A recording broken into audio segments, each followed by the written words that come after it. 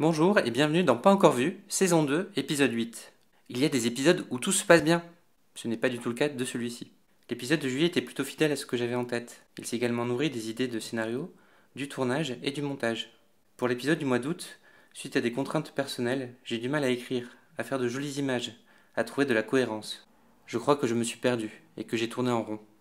Voici, en pointillé, ce que je voulais raconter. Atomic Blonde est un film d'action espionnage américain de David Leitch avec Charlize Theron et James McAvoy. Pour ce film, je voulais parler d'une anecdote. Pendant un long moment, j'ai confondu David Leitch, le réalisateur, avec Daniel Licht, le musicien de la série Dexter. Ce qui me motive, c'est la présence de Charlize Theron et James McAvoy, qui sont tous les deux de très bons acteurs. Je pense que j'aurais mis une référence à Mad Max Fury Road et à Split, deux films que j'ai bien aimés. Pour conclure, parler de quelques images que j'ai vues et qui me font penser à un bon film d'action.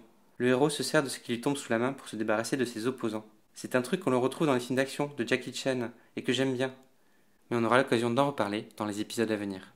120 battements par minute est un drame français de Robin Campillo. Le film raconte les actions coup de poing d'Act Up dans les années 90. Dans cette partie, l'idée était avant tout de parler de son prix du jury à Cannes. Mon préjugé, c'est qu'il s'agit plus d'un film à message que d'un film dont la forme est irréprochable. Mais c'est toujours important de faire passer un message autour du sida et de rappeler les problèmes liés à cette maladie.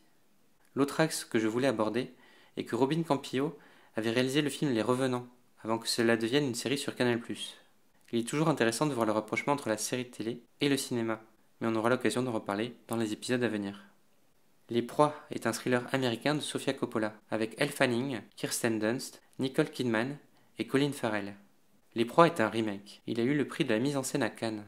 Pour terminer, une petite déclaration d'amour sur le cinéma de Sofia Coppola. On lui reproche un côté superficiel. Je trouve que ses films parlent, avec une douceur visuelle, d'une certaine violence morale.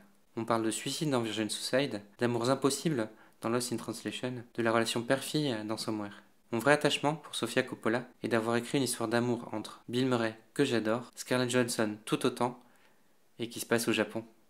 Mais on aura l'occasion d'en reparler dans les épisodes à venir. Voilà, c'était l'épisode 8 de la saison 2 de Pas encore vu, un épisode qui finalement mixe étrangement Lost in Translation et Lost in La Mancha. Je voulais conclure avec la particularité de ce mois d'août, que l'on soit fan de films d'action, de films à message, il y a forcément un film qui vous parle. On se retrouve dans quelques jours pour la rentrée et quelques surprises, et d'ici là, allez au cinéma.